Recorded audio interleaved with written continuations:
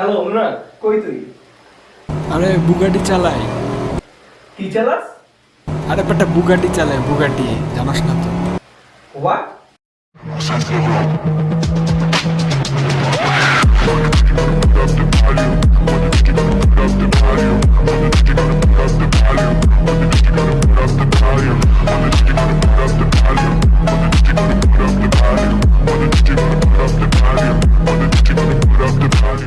Hello, welcome to TechLand BD. This thing যেটা আমার পাশে আপনারা দেখতে পারতেছেন, this has made me real excited. আমাদের মধ্যে কিন্তু সবার মধ্যে after being grown up even মানে বড় হয়ে যাওয়ার পর কিন্তু একটা বাচ্চা যেটা আমাদের মধ্যে কিন্তু সবসময় আসে। অ্যান্ড লাভ ফর গেম হচ্ছে এমন একটা জিনিস যেটা কখনো শেষ হয় না। এইটা আমার পাশে যেটা দেখতে পারতেছেন সেটা হচ্ছে Logitech G923 racing simulation wheel, যেটা কিন্তু একটা পিসি, PS5, Xbox একটা ক্রস প্ল্যাটফর্মের হুইল। রেসিং হুইলের কথা কি বলবো, এটা তো মোটামুটি ছোটোবেলা থেকে সবার স্বপ্ন থাকে। ওই দেখেন অনেক গেম পার্লারের বাইরে থেকে বা ইউটিউব ভিডিওতে দেখা যায় যে রেসিং হুইলে খুব মজা করে গেম খেলছে, তখন কোথাও একটা আমাদেরও শখ হয় যে না এরকম যদি একটা জিনিস থাকতো। This is it. এই হুইলটা নিয়ে মোটামুটি আজকে একটা ওভারভিউ দেওয়ার চেষ্টা করব। সাথে আমি আছি অনুরাগ, মোটামুটি আদ্যপান্ত শেয়ার করব কেমন ছিল আমার শৈশবে ফিরে যাওয়াটা। শৈশবও না, একটা গ্রোন আপ মানুষরা ভেরি মাচ এনজয় করবে এই জিনিসটা। তো আমার এক্সপিরিয়েন্সটা আপনাদের সাথে শেয়ার করবো। তো চলুন চলে যাক আজকের ভিডিওতে।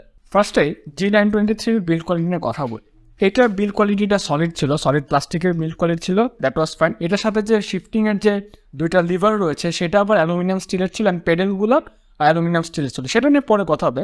বাট প্রথমে যদি এই স্টিয়ারিং হুইলটার নিয়ে কথা বলি, এইটার বাইরে রেক্সিন দিয়ে একটা লেয়ার দেওয়া আছে, বাট এইটার স্টিচে একটু ক্রাফটম্যানশিপের আমার অভাব মনে হয়েছে। লজিটেক এখানে একটু মনোযোগটা কম দিয়েছে।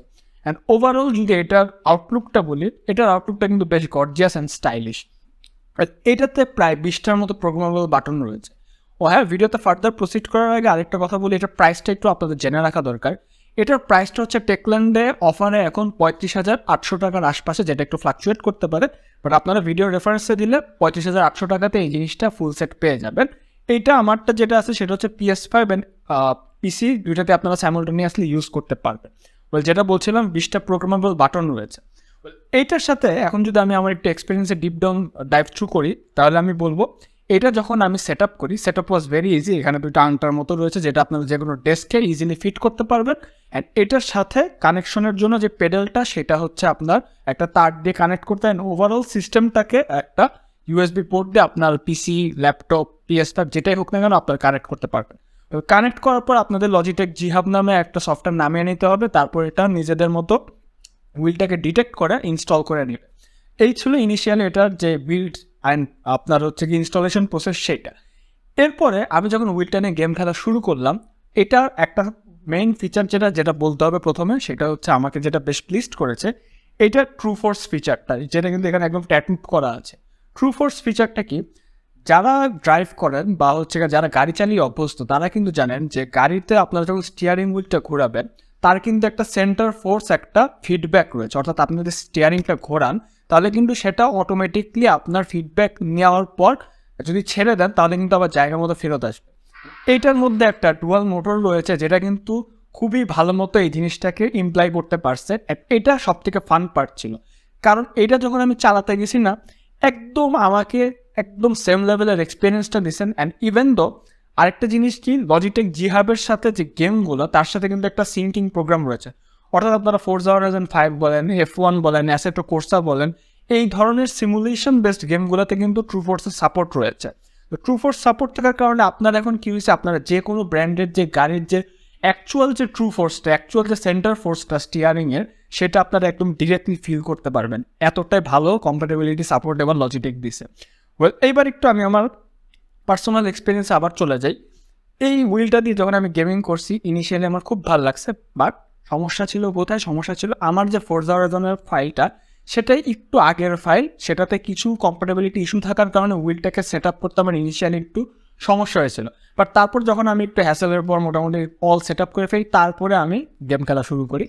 গেম খেলা শুরু করার পর এটার যে feedback, it's a buttery smooth feedback. আপনি যে কোনো অ্যাঙ্গেলে মানে একটা অ্যাঙ্গেলের যে সাবল চেঞ্জ, অর্থাৎ হালকা আপনি চেঞ্জ করলেও যে গাড়ির অরিজিনাল গাড়ির মতো যে ফিডব্যাক একদম সেটা পেয়ে যাবেন। এছাড়া কিন্তু এর হাজার রকমের সেটিংস রয়েছে আপনার ফোর্জা হরাইজনের গেমের মধ্যে। অথবা হচ্ছে লজিটেকের জি হাবেও রয়েছে। আপনি এখানে প্রায় 20টার মতো যে বাটন রয়েছে, যে কোনো বাটন আপনি প্রোগ্রাম করতে পারবেন।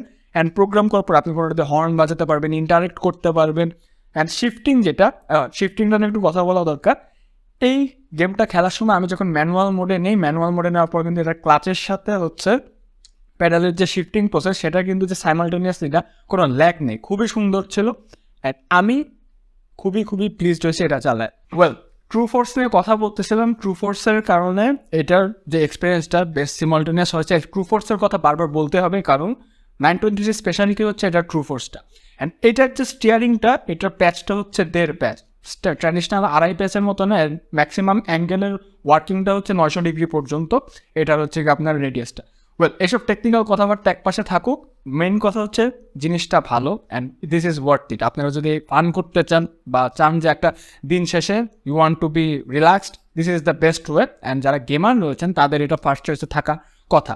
আমি G29টা চালাইছিলাম। G29 থেকে এটা আমার ফিডব্যাকটা ভালো মনে হয়েছে। অ্যাটলিস্ট আমি তো এক্সপার্ট না এসব জিনিসে, বাট আমি যতটুকু চালাইছি সেটুকুটা আমি বলতে পারি। পেডাল অ্যান্ড শিফটার নিয়ে যদি একটু কথা বলি, ওইটার যে পেডাল শিফটারগুলো রয়েছে, ক্লাচ, ব্রেক অ্যান্ড হচ্ছে কি অ্যাক্সেলারেটর, তিনটারই কোয়ালিটি খুবই ভালো। যে অ্যালুমিনিয়ামটা ইউজ করছে খুবই ভালো গ্রেডের অ্যান্ড ভালো ফিডব্যাকটা। ব্রেকটার যে আপনার যে হার্ডনেসটা, সেটা অ্যাকচুয়ালি বলতে গেলে যে অরিজিনাল গাড়িগুলো থাকে সেরকম। আর তারপরে আমরা যদি বলি, এটাতে আমি মোস্টলি ফোরজা হরাইজন 5টাই খেলছি, কারণ ফোরজা হরাইজন 5-এর যে ক্যালিব্রেশনটা এটার সাথে এটা একদম পারফেক্ট মনে হয়েছে আমার। অ্যান্ড ফোরজা হরাইজন 5 খেলার সময় আপনারা কোন কোম্পানির গাড়ি বলেন, মিৎসুবিশি, তারপরে অডি, তারপর হচ্ছে অ্যাস্টন মার্টিন, তারপর হচ্ছে বুগাটি, তারপর পোর্শা, তারপরে হচ্ছে আপনার টয়োটা, সুপ্রা, যে কোনো ধরনের লেজেন্ডারি গাড়ি সবই মোটামুটি ড্রাইভ করা হয়ে গেছে এই 2 দিনে। And this was super fun. আর আমার যে সিনেমাটোগ্রাফার, সে আমাকে চালায় ফেলছে, সে সিনেমাটোগ্রাফি করতেই চায় নাই, সে খালি এটা নিয়ে ব্যস্ত ছিল। কি বল, তুমি হাসছো কেন? ঠিক আছে, যাই হোক, দিস ওয়াজ সুপার ফান। এই জিনিসটা আপনারা টেকল্যান্ডে পেয়ে যাবেন অ্যাট এ গুড প্রাইস, 35,800 টাকার আশপাশে। আবারও বলে রাখি, এইটার আসলে ব্রেকডাউন করে কিছু বলার নাই।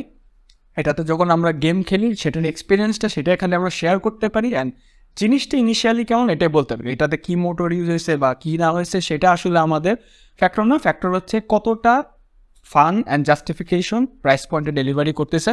And this thing is good. যারা ক্যাজুয়াল গেমার রয়েছেন তারা নিতে পারেন, যারা সিমুলেশন করতে চান তারা নিতে পারেন, যারা মনে করেন যে না একদম কার রেসিং গেমের ফ্যান তারাও নিতে পারেন। জানেন নেন, দিস ইজ জাস্টিফাইড। সো এটা ভিডিওটা আজকে মোটামুটি একটু ছোটো ভিডিওই ছিল। এই জিনিসটা নিয়ে একটা আদ্যপান্ত একটা ওভারভিউ দেওয়ার ট্রাই করলাম। লজিটেকের জিনিসটা টেকল্যান্ডের যে কোনো ব্রাঞ্চে পেয়ে যাবেন। And like and subscribe to the channel is a must. আপনার যদি ভিডিওটা ভালো লাগে, দেখা হবে অন্য কোনো ভিডিওতে। ততদিন জন্য goodbye and definitely I'll catch you on the next one.